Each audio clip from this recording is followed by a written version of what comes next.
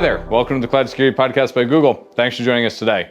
We're coming to you from Next 2026. Delighted to be in the PwC space recording this episode with Morgan Adamski, the head of cyber digital tech risk at PwC USA. It's a mouthful of a title, but we'll get it right in the show notes. Morgan, thank you for joining us today. Super stoked to have you here. Anton, you have the first question, right? I'm going to start with threat intel because, that's easy and fun. Everybody knows it. Easy topic. And I feel like enough organizations still live in the send me the PDF with what the bad guy did, and that's threat intel. And their idea is that PDF goes to humans look at it and decide what to do. But we talk about this real-time collaborative defense involving private sector, involving government. That sounds like maybe not a pipe dream, but a dream. Can you make it a reality? Yeah, so first, thank you so much. Happy to be here. Now, I will say, that dream is a reality. Now, I know that there's a lot of historical perspectives in the fact that, to your point, people would be sitting on the other side of the table, the US government would show up, there would be a document passed that say, hey, you had the following intrusion on this date, we don't really have any additional details, we wish you the best of luck to figure this out. And that's sharing right there. Yeah, and a lot of times companies be like, but well, is it caring? We have questions, we need more data, what's the context behind this? Why should we care that this happened? And at times, they weren't able to get those answers whatsoever, right? So let's fast forward that narrative to about a couple years ago when I know in particular at the National Security Agency, I stood up the Cybersecurity Collaboration Center, which was a way for NSA to be public. But what it really meant to bring was the people who understood the intelligence, who had the expertise and could sit across the table from those companies and better explain the information that they were providing, right? So one of the things that I heard today from Thomas, right, in the keynote was, Intel plus automation equals value. And I think that really applies to this public-private partnership conversation. You've got to have the right intel and the people that understand it. You've got to have automation and capabilities to be able to scale sharing that intel. But the last piece I would add there is the trust. You've got to build relationships in advance. So if I call you and tell you you've got a problem, you got to trust, A, that I understand the intel, B, that I know what I'm talking about, and that you can move ahead and use that to better defend yourself. And so that has happened. Yep. I would say we're always going to have areas to improve, right? But I think that we're really starting to turn that corner, making sure that there's context with the intel and you're not just getting a PDF. But the last bit that you mentioned about me, in this case, an example, private company, knowing what to do, that's not in your hands. And ultimately, I've met enough companies who collect intel, but ultimately not do anything. Yeah. Is it specifically not part of the sharing that the intel is easy to put into practice? It's kind of up to the client, their maturity. Would it be fair to say that it's on, quote unquote, them? So from my government experience, what I would offer is that it's very difficult when that type of sharing happens for the government to offer recommendations on what you should do, right? There's a liability aspect of it. You can't provide preferential treatment in terms of vendors. And so you can say, what are the top 10 practices that you should use to protect yourself, which are all things that I'm pretty sure we could guess. Right? And you know what the sad part is when people are like, what should I do more of? And it's the things that are basic hygiene. The fundamentals. Basic back to... So I think that's why that conversation never truly existed. But I think that's where you have companies come in and say, hey, here's some of the practical things or vendors that you can use. And that's where you got to partner with industry so that they can use it. There is another interesting aspect in what you said there about picking up the phone and it being somebody that you trust. Yep. What are we doing to establish that trust? How does that get built? You got the hard questions, Tim. I do. Yeah. That's what I'm here for. So I think trust is built, when you know the person, you can have an honest conversation. You don't feel like you're talking necessarily to someone that doesn't understand your business, what your priorities are, what your budget constraints are. And so I think it takes time. There's no perfect model to trust. Personalities come into play. You got to make sure you like the person across the table. You know who they are. You know what they stand for. But I think that what I love about the cybersecurity community and all of us that play in this landscape is we are this community that rallies behind each other. And we are humble because at any given day, we know that we likely have an intrusion or an adversary coming at us. We could always be next. But we collectively come together to say, here's how I solved my problem. How did you? What could I do better? What are the lessons learned? And how do I put it in, it's practical. Okay, great. So there's so many things I love about our community. So many. And we could talk about that all day. But one of the things I want to talk about is what the shift was like as we went to cloud for the defending the nation aspect, because we went from defending companies to the shared infrastructure, shared responsibility model. So how did that shift things internally for the government? Yeah, so when I stood up the NSA Collaboration Center, it was really focused on defense contractors. And so I constantly got the question of how are you going to defend 100,000, 300,000 defense contractors? You're not going to be able to do individual sharing with each one of them.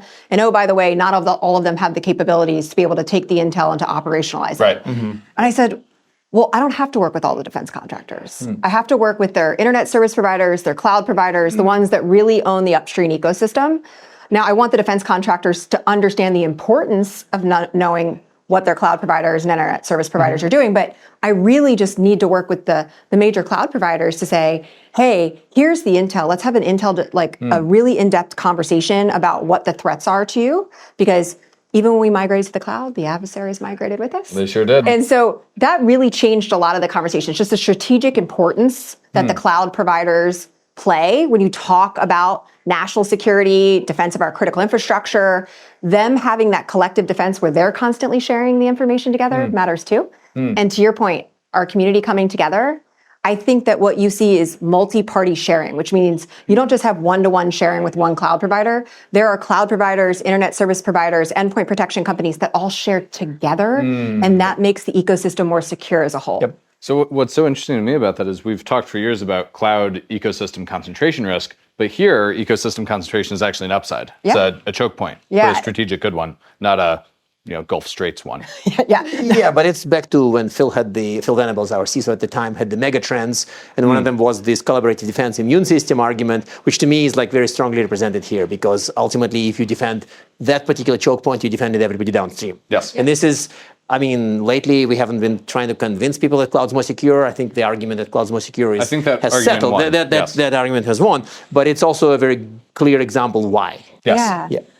And I mean, Phil's great, absolutely great perspective that plays into this. But I do think it's the one point that you just brought up that I want to reiterate is the fact that it's really important that people come out and talk about their lessons learned. I think sometimes when we see intrusions or activity or prioritization, like I don't want you to know necessarily what I'm investing in, like that really becomes difficult to balance, because if we're not sharing amongst each other and because we're all in this ecosystem together, it really can hurt us at the end. And then from what I've heard, again, I'm not that deep in the TI ecosystem, but the risk of attacker doing something useful because of that sharing is presumably quite low. So defenders lose if it's not shared, but attackers don't really win.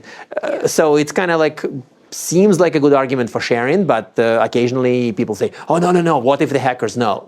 Yeah, I mean, that's true, right? I would say like how we share, where we share, and what people do with that information is really important. Because to your point, if there's like a very bespoke tradecraft that an adversary is using across multiple things, like we don't want to disclose it if we know how to protect against it. We may want to do that in a separate channel. You just have to be thoughtful in how you're doing it. Yes, and in these examples, either unique controls which we use to detect it, or maybe it's a mistake the attacker made. I'm fully with you. Like I want this limited sharing. So I want to shift gears a tiny bit to something quite odd. While I didn't have to convince, quote unquote, the big bosses, the manager, the CEOs, that cyber matters, but occasionally from my colleagues who deal with boards, actually that question is still real. So how do you translate some of this technical cyber threat knowledge into the language of a board? And beyond just hand waving and saying, there are big risks, we're all going to die. Like that's not really effective from what I heard. So what is you've said in some really high pressure situation rooms. So what are the lessons from that for board comms? Yeah, it starts with the fact that you have to be able to explain how the risks associated with cybersecurity play into the larger business risk. And I'll apply this to my previous job experiences. I would spend a lot of time talking to the Department of War officials, our government officials, about the fact that, hey, you have to recognize that your reliance on this infrastructure, on this technology, on being able to have access to this data to make decisions, if it all of a sudden has some issue where it goes down, it's inaccessible, you don't have redundancy set up, you now have assumed a significant amount of mission risk. And so driving that conversation into boardrooms now is really about the fact that, hey, you have to stop looking at cybersecurity as a back office function. It's not just an IT problem. It is the fact that you are reliant on these capabilities, this information, the access to the information, and all of this being up and running 24/7 with no problems to make your business successful. And I think we've seen that play out even on a geopolitical scale now, and thinking of all the geopolitical volatility that exists in the world. And you see it playing out in the technology ecosystem, right? That we have a lot of adversaries now thinking about, how do I target infrastructure? How do I target technology providers, Supply chain, of course. supply chain to as pre-preparing for a crisis or a conflict or war. I mean, we all now play in this world together. And Yes, the way we do. that we're interconnected, geography is no longer a added benefit. There's no Right, geography when yeah, it comes yeah. to cyber and technology. I mean, it sends me down into some of my favorite 90s are over arguments because we have the same IT, same computers Yeah. on the back end. So just because you live in some country where maybe you're less reliant on IT for some things, you're still reliant on IT, on cloud, on AI. And I think the AI example is there. Like if somebody became truly AI native and they use AI for critical tasks, are they ready for this AI to be, not there for a while, not being as Degraded accurate for as a before, while. degraded? Like I've seen some really fun tabletops and people test for this. And the results are, as Jamie and I would say, maybe unexpected. Yeah. And I mean, I think one of the conversations that I have a lot with clients and a lot of people we talk to now from a boardroom perspective is that you need to be having both sides of the conversation. Like, how am I leveraging AI for security, right? Especially in a security operations center and a lot of the work we do with you guys in SecOps. Yep. But at the same time, when you think about how you're building and integrating AI into your workflows, you've got to think about that AI security, that trust AI, which is, a lot of the discussions we have on Gemini. But you can't just be taking AI, throwing it into your networks and saying, God, I hope it's secure and nothing's going to happen to it. What could go wrong? Well, we know from an adversary perspective that they're thinking the same way we did when we talk about how do you scale operations. How do I get into a network and potentially manipulate, disrupt, or destroy your integration or your implementation of AI, because that will have a larger effect because now you've made it part of all of your networks and systems. So you've got to have both sides of the conversation. Yep, that makes sense. So I want to pick on something that came up in there around resilience and geography. We've seen for years desire for cloud sovereignty and cloud data residency, and now we're seeing the risks with that, with physical disruption. How are we helping boards reason about that kind of risk? A lot of the conversations around that kind of risk is, to your point, resiliency, redundancy, but recovery. Like when you talk about cloud sovereignty, you talk about the disruptions now that we see occurring, people now saying, oh my God, that's going to take us 10 to 15 years to rebuild. We didn't recognize that that would have such a significant impact, or the fact that it could just go away in an instant. Right. Talking to boards about really recognizing that fact that you need to really tabletop and play this out more times than not. And then you've got to plan for the unexpected. Like, I think that a lot of boards at times say, oh, I have a tabletop. We've thought about all of these things. We are well prepared. We will execute this on a dime. I am good to go. And the conversation really is, that's great. But like, every plan goes down the tube as soon as something goes wrong, right? It always has to shift, and you have to think of different things that you never considered, right?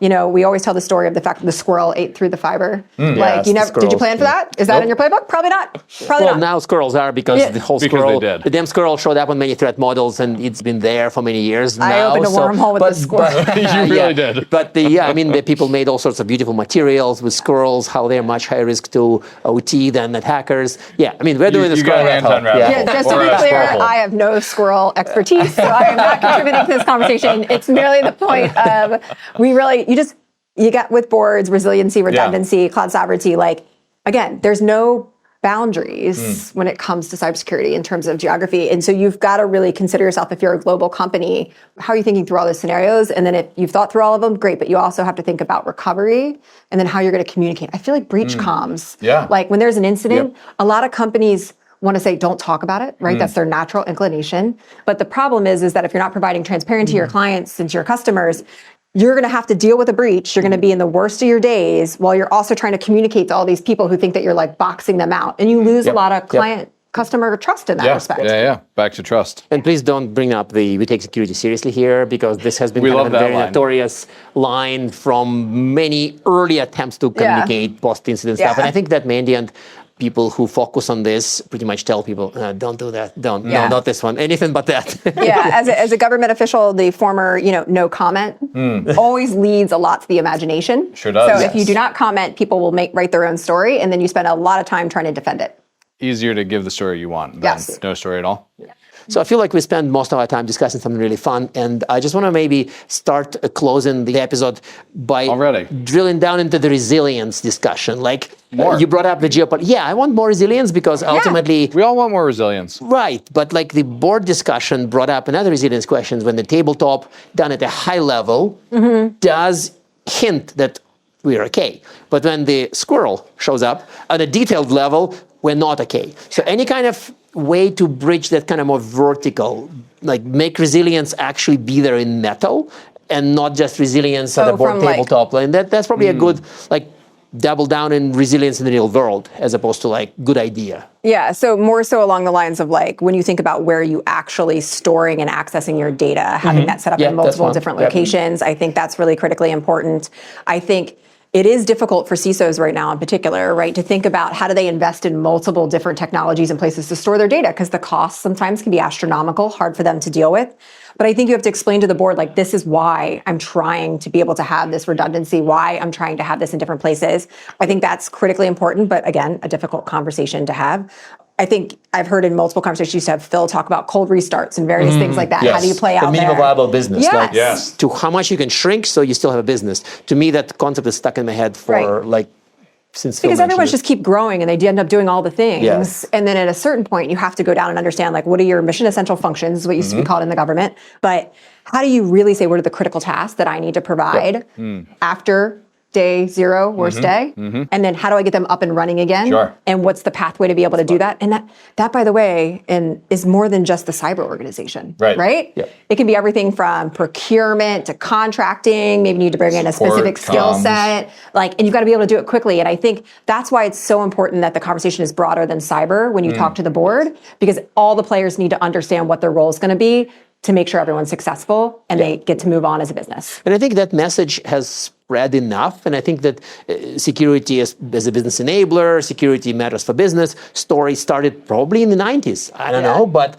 it's interesting that it took that many years so that today in 2026, we talk about this and you say, yeah, boards mostly get it, that it's not just about IT backroom, and Tim is making a skeptical face because clearly some don't, and that's also a fact. Not all organizations are created equal, but I think there are enough organizations that have seen entities that have to have gone through this. And when they talk about lessons learned, it really is about the fact that here's all the things that I had to do, and now people recognize this is where we're going to be. And in the world of AI, I think one other piece we tell people is prepare for a breach in the next 2 years. So you need to put all these pieces together. But I still root for the defenders. I think we're working hard. I think we're working hard. Morgan, I hate to do this, but it's my job to ask our traditional closing questions. So 2 questions. First, do you have recommended reading? And that could be anything from Mary Shelley to, I don't know, NIST guidance. It's not allowed to be Anton's blog. It can be an orange book from the 1970s. It can be anything. It could be anything. Oh, no, I don't think I have a good answer to this. Is that horrible? No, just think about it. I'll ask you the second question, and then we can come back to the first. I just like to stay current on all the things that are out there and reading differing perspectives. I think I love the fact that the cybersecurity community debates the crap out of each other. Yes. They never agree on a single thing. Because you get all the different perspectives. You get the security professionals, you get the cybersecurity researchers, the vulnerability researchers. So I think it's really important to make sure that you're reading from both sides of the house. Where do you like to get that reading from? Are you a LinkedIn person, a former Twitterite? What's your feed look like? No offense to anything. I'm on LinkedIn, but I am not. I like to go out to different types of blogs and websites, ones that are make sure they're legitimate. I still have a national security background. I like to check my sourcing, but I honestly do get a lot of references from friends and people that think something's valuable to understand. Okay, and our second closing question is, if you had one tip to help people with their information sharing or resilience preparedness, what would it be? Anything from the show. I mean, anything you feel like. Yeah. You can't build trust in a crisis. So don't try to build those relationships when you're in the middle of a bad day. Build relationships you need now, whether it's with your service providers, whether it's with your cloud providers, whether it's with the US government. Even though you may not need them today, you're likely going to need them in the future. So build strong relationships. That's great. That bit alone pays for the ticket. I think it does. If you listen to the whole show, that bit alone is kind of amazing, because I've seen so many people kind of attempt it out of desperation. Yeah, and it's so hard. If you would show up and say, hey guys, no, sorry, you need to build it before. I mean it. It's just oddly liberating. Preparedness includes your friendships. Yeah. Yes. Yep. Amazing. We all need each other. Morgan, thank you so much for joining us today. Yeah, thanks. And now we are at time. Thank you very much for listening, and of course, for subscribing. Please subscribe so you can get new episodes piping hot, and if you love our content, please drop us a review on your platform of choice. You can find this podcast on YouTube, Apple Podcasts, Spotify, or wherever you get your podcasts. Also, you can find us on our website, cloud.withgoogle.com/cloudsecurity/podcasts. You can argue with us on the Google Cloud Security Community site, googlecloudcommunity.com. You can follow us on X x.com/CloudSecPodcast, tweet at us, email us, argue with us, and if we like or hate what we hear, we can invite you to the next episode. See you on the next episode of the Cloud Security Podcast by Google.